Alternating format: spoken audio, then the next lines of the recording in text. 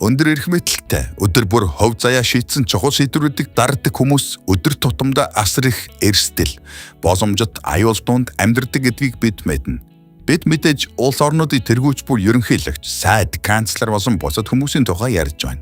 Ихэнх хүмүүс тэдэнд эерэг хандлагатай байдагч, аимшигт дайснууд ч бас тэдэнд бий. Ийм хүмүүс өөрсдийгөө боцсошгүй болон шууд аюулаас хамгаалахын тулд олон тооны хамгаалагч хөөцөлдөг. Үүнийг бүгд мэддэг. Гэхдээ онц чухал хүмүүсийн аюулгүй байдлыг хангадаг бие хамгаалагчдад мэргэжлийн олон нууц байдлыг та харин мэдв. Өнөөдөр бид та бүхэнд чухал хүмүүсийн хувийн хамгаалагчдын таны төсөөлж байгаагүй нууц аргуудын талаар ярих болно. 2 сарын 23 Английн Премьер Лиг. Энэ өдөр Лондонгийн дербид Тоттенхэм талбай дээр лигийг тэргүүлэгч Арсеналыг хөөж авах гэж байна. Та энэхүү галгашин тоглолтыг олон улсын спортын компанитай хамтран үзэх боломжтой. Хэрвээ та 18 нас хүрсэн бол бичлэгийн доор байршуулсан холбоосоор ороод манай сувгийн S-Facts урамшууллын кодыг оруулаад урамшуулсаа шууд авах боломжтой. Дональд Трамп өнөөдөр асар хүчрхэг гүрний ерөнхийлөгч бөгөөд үнэхээр нөөжөөтэй нэгэн. Тиймээс түүний хамгаалалтад онцгой анхаарч хандуулдагт гайхах зүйл үгүй. 2017 оны 1-р сарын 20-нд Дональд Трампын тангараг өргөх ёслолын үзэгчид түүний хамгаалалтын нэг ажилтан бие авч яваа байдал ихээхэн хачин байгааг анзаарчээ. Энэ хүнийг анхааралтай хараарай. Ямар нэг юр бусын зүйл анзаарахдаггүй байна уу? Түүний баруун гарыг сайн ажиглуул яаж байна? Тэр өдөр олон хүнд энэ хүн гараа маш хэвийн бус байдалтай барьж байгаа мэт санагджээ. Бас нэмэд гар нь яг л хуунцраар хийсэн юм шиг харагдаж байна. Интернетэд нэгэн сонирхолтой таамаг гарч ирсэн. Хамгаалагчийн ил харуулж бух гар нь зүгээр л маш сайн хийцтэй хиймэл гар байх гэсэн юм. Харин жинхэнэ гар нь пижак дотор нуугдаж, бууны бариул дээр байрлаж байгаа гэх таамаглал байлаа. Тийм ээ, дарын ийм байрлал нь хэдийгээр өчүүхэн бага хугацаа хэмнэх боловч эгжигтэй нөхцөлд хүний амнасыг аврахад энэ нь хангалттай байж ч мэднэ. Хэдийгээр энэ таамаг үнэмд нийцмээр санагдаж байгаач олон хүн үүнд эргэлзэж байв. Хэрв хамгаалагчийг илүү сайн ажиглавал тэр өмнө нь гараа хөдөлгөж бүр машинаа онгоцгож байгааг ч анзаарч олсон гэцгээж байв. Харин та нар юу гэж бодож байна? Хамгаалагчийн гар үнэхээр хиймлв? Эсвэл тэр эрэгтэд гараа ийм юр бусын байдалд барих нь зүгээр л таалагддаг хэрэг үү? Их Британий хатан хан 2 дугаар Елизавета дуртай зүнхнээсээ хизээч салдгүй та андарч байсан уу? Өнгө нь өөрчлөгддөг хэлбэр хэмжээ болон бусад бүх зүйл нь дандаа ажиллахан байдаг. Хатан хан Лаунер брендийн зүнхнээсээ 60 гаруй жилийн турш салаагүй байж. Цуу яриагаар бол анхны ийм зүнхийг түүний ээж нь бэлгэлсэн гин. Эцэст нь энэ аксессуар хатан ханд маш их таалагдсан тул тэр үүнээсээ хизээч хагацгүй байхаар шийджээ. Гэхдээ энд хамгаалалт ямар хамаатай юм бэ гэж та асуух байх. Хатан хааны цүнх анх хахад энгийн мэт боловч тийм биш ажээ. Хатан хааны хамгаалтын алба бүхэл бүтэн дохионы систем боловсруулсан бөгөөд үүний тусламжтайгаар Елизавета бусдад мэддэхгүйгээр хамгаалтынхантайгаа болон бусад хүмүүстэй харилцдаг байна. Энэ мэдээлэл нэлээд баттай их сурвалжтай. Энэ талаар анх Их Британий хааны гэр бүлийн түүхч Хьюго Викерс дурдсан байдаг. Жишээлбэл хэрв хатан хаан ярилцаж байхдаа цүнхээ нэг гараас нөгөө гарт шилжүүлж бариул ярилцагч нь түүнийг залгаасан гэсэн үг юм. Хэдхэн секундын дараа түүн дээр хамгаалагч эсвэл үйлчлэгчдийн нэг нь нэрж эвтэйхэн шалтак хэлээд хатан хааныг аваад явна. Ингэснээр хатан хаан эвгүй байдалд орж яагаад дахин ярилцахыг хүсэхгүй байгаагаа тайлбарлах шаардлагагүй болно. Хэрв хатан цүнхээ ширээн дээр тавьбал энэ нь тэрээр ойрын хугацаанд ихэвчлэн 5 минутын дотор арга хэмжээг орхин явах гэж байна гэсэн үг юм. Мэдээж хэрэг хатан ханд зориулж боловсруулсан бүх дохионы утгыг дэлгдэггүй. Учир нь энэ нь аюулгүй байдлын хувьд эрсдэлтэй. Гэхдээ хамгаалалтын алба хатан хаанд хамгаалагчдыг яаралтай дуудах дохиогч мөн бэлдэж өгсөн гэдэгт илэрхийлтэй байна. Германы холбооны канцлер байсан Ангела Меркель бол ихэнх хүмүүсийн хувьд төмөр мэт хатуу зан чанар, ажил хэрэгч байдлын бэлэг тэмдэг байсаар ирсэн байдаг. Энэ ухаалаг эмэгтэй хүмүүсийн амнаас өвхлийн аюулд өвчтсөн эгзэгтэй мөчөд секунд бүр үнцэнтэй гэдгийг мэддэг байна. Тийм ч учраас тэр хувийн хамгаалалтандаа зөвхөн хамгийн өндөр ур чадвартай хүмүүсийг авах тал дээр анхаарсан байна. Канцлерыг олон тооны айчлал, ихтэглийнхэн үеэр дагалдан явах хүсэлтэй эрчүүдээс юу шаарддаг гэж та бодож байна? Байлдаа нэг бэлтгэл үү, тэсвэр хатуужил, хариу үзүүлэх хурд, сахилга бат уу? Энэ бүгд мэдээж байгаа. Гэхдээ Ангела Меркелийг хамгаалагч бүрт нэгэн давуу тал бий. Хэрв хүн ангаах ухааны анхан шатны мэдлэггүй бол канцлерын хамгаалалтанд ажилд орох гэж оролдоод ч хэрэггүй. Энэ эмэгтэйг ямар ч үед яаралтай эмхийн тусламж үзүүлэх чадвартай эмч мэрэгчлэтнүүд хамгаалж байдаг. Дашрам дуртад нэг удаа Ангела Меркелийн энэхүү өртсөн сэргийлэх арга хэмжээ нь түүнд тусалсан гэдэг.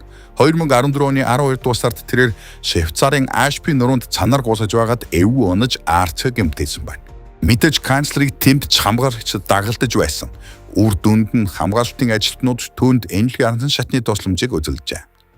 Америкийн нэгдсэн улсын ерөнхийлөгч асан Барак Обама мөн ямар ч нөхцөлд өөрийн аюулгүй байдлыг дээд зэргээр хангахад анхаарч байв. Үүнийг хийх нь санагдсанаас хамаагүй хэцүү байдаг. Эрх мэдэлтнүүд ажлын шаардлагаар байнга аялж, янз бүрийн газар явах хэрэг гардаг шүү дээ. Обамагийн хамгаалалтын нэг нууц нь түүний машин байв. Ерөнхийлөгч зөвхөн хоёглагдсан лимузингээр зочдог байсан ба түүний хаалганы зузаан нь бүхэл бүтэн 20 см байсан гэж төсөөлдөө. Энэ машинд авсан өөр нэг аюулгүй байдлын арга хэмжээ бол түлхүүрийн нөх байхгүй байх явдал юм. Уг арга нь хэрв хамгаалалтанд ямар нэгэн зүйл тохиолдвол гаднаас нь хэнж машиныг онгойлгож чадхааргүй байхаар хийгджээ. Ингэснээр Обамаг машинд сууж хаалга хаах бүрд тэр гадаад ертөнцөөс бүрэн тусгаарлагддаг байв. Гэхдээ энэ тусгаарлагдмал байдлыг нөхөхийн тулд лимузинг найдвартай холбооны хэрэгслүүдээр тооногддог байжээ. Тусгай хоёрлогдсон машин захиалах нь үн цэнтэй ерөнхийлөгчийн аюулгүй байдлыг хангах хамгаалалтын аргуудын өчүүхэн хэсэг юм. Зөвхөн Обамагийн гэрийн аюулгүй байдалд сард $275 мянган зарцуулдаг байсан гэх яриа бий. Бидний цааш өгүүлэх аргууд аль нэг тодорхой хүний хамгаалтанд хамаахгүй. Эдгээр нь дэлхийн бүх мэргэжлийн хамгаалагчдад хамаатай. Энэ бол маш чухал хүмүүсийн аюулгүй байдлын балхаа болдог өвөрмөц ёс зүй юм. Албаны костюм нь хамгаалалт хийхэд санаанд багтамгүй хамгийн эвгүй хувцас мэт санагдаж баших юм. Мөн хамгаалагчдын өдөр оройд цаг агарын ямар ч нөхцөлд зүвдэг нарны шилэн орчин тойрныг сайн харахад саад болдог мэт санагдана. Гэвч үнэ хэрэгтэй хамгаалагчдын хувцсны нарийн ширийн зүйл хүртэл тооцоолсон байдаг. Тэдний хувцсны шүүгэнд хэрэггүй зүйл гэж огт байхгүй. Хамгаалагчид костюм өмсдөг шалтгаан нь түүний сул загвартай холбоотой. Пижакны доор зэвсгийг хялбархан бөгөөд мэддэхгүйгээр нууж болдог. Нарны шижин хэрв хардагч итэд хот шингэнтэй болсон цацах эсвэл хамгаалагч руу өндөг шидэх тохиолдлуудыг нь хамгаалж зориулжтай. Үннийг хийхэд хамгаалалтын ажилтны яжс бидний төсөөлж байгаас хамаагүй хэцүү бөгөөд аюултай юм. Тэд хамгийн гэм хоргүй мэд санагдах нөхцөл байдалд эрүүс мэд заримдаа амнасаараа дэнчин тавьдаг. Ихэнх тохиолдолд ерөнхийлөгч эсвэл түүний ойр дотны хүмүүс хоол идэхээс өмнө хамгаалагчид хоолыг нь амсаж үздэг.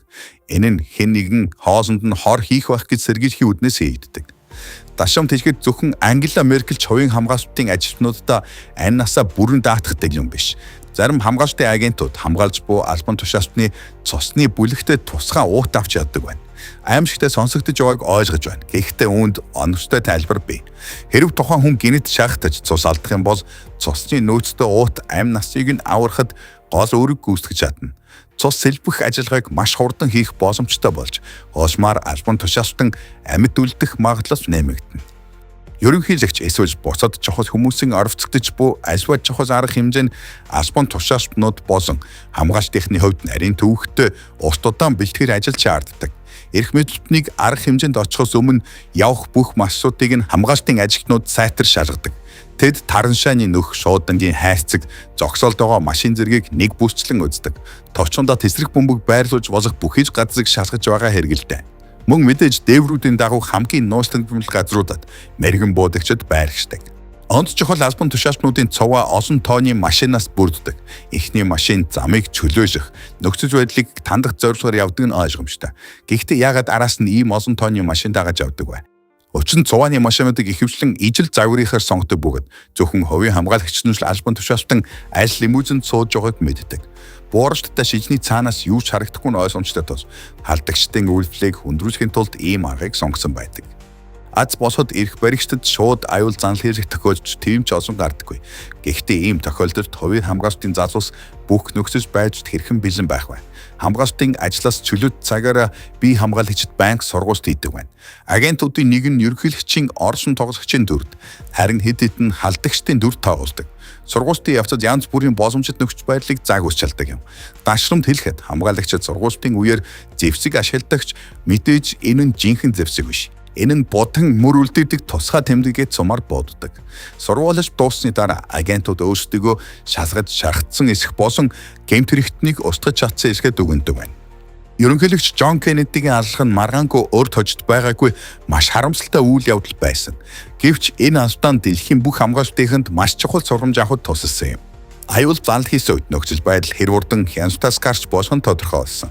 Тийм ч учраас ерөнхийлөгчийн цуваг заавал камерын дууранд буулгаж явдаг болсон гэжээ. Энэ нь хэрв гинэт халдлага гарвал мөрдөн шалгахад амар байх зорилготой юм. Жишээлбэл хэсэг хугацааны өмнө Дональд Трамптай Мар-а-Лагод байхад нэгэн таагүй явж тохиолдсон.